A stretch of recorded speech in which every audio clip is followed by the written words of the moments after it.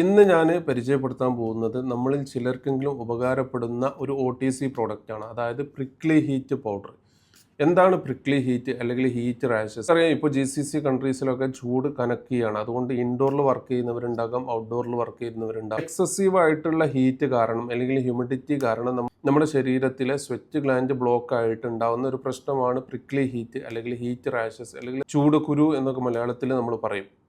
അപ്പോൾ ഇതിൻ്റെ പ്രധാന സിംറ്റംസ് എന്ന് പറഞ്ഞു കഴിഞ്ഞാൽ ആ ഏരിയയിലുള്ള റെഡ് കളറ് നമുക്ക് നന്നായിട്ട് ചൊറിച്ചിൽ ഫീൽ ചെയ്യും. അതുപോലെ തന്നെ റാഷസ് പോലെ നമുക്ക് അവിടെ കാണാൻ പറ്റും. അപ്പോൾ ഇത് കൂടുതലായിട്ട് എഫക്റ്റ് ചെയ്യുന്ന ഏരിയ ആണ് നമ്മുടെ നെക്ക് ഏരിയ, ബാക്ക് ഏരിയ അല്ലെങ്കിൽ ചെസ്റ്റ് ഏരിയ അല്ലെങ്കിൽ നമ്മുടെ കാലിൻ്റെ തുടകളിലൊക്കെയാണ് ഇത് കൂടുതലായിട്ട് കാണുന്നത്.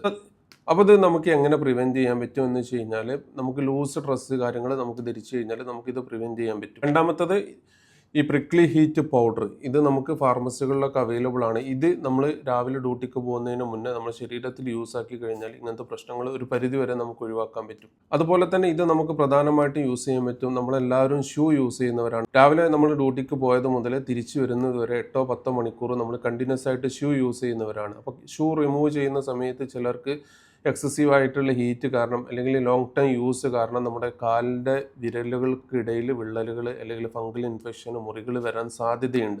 അപ്പോൾ അങ്ങനെ വരാതിരിക്കാൻ നമ്മൾ രാവിലെ ഷൂ ധരിക്കുന്നതിന് മുന്നേ അല്ലെങ്കിൽ സോക്സ് ധരിക്കുന്നതിന് മുന്നേ ഇങ്ങനത്തെ പ്രിക്ലി ഹീറ്റ് പൗഡർ നമ്മൾ യൂസ് ആക്കി കഴിഞ്ഞാൽ കണ്ടിന്യൂസ് ആയിട്ട് ഷൂ അല്ലെങ്കിൽ സോക്സ് ഉപയോഗം മൂലം ഉണ്ടാകുന്ന ഫംഗൽ ഇൻഫെക്ഷൻ അതുപോലെ തന്നെ ബാഡ് സ്മെൽ എല്ലാം നമുക്ക് പ്രിവെൻറ്റ് ചെയ്യാൻ പറ്റും.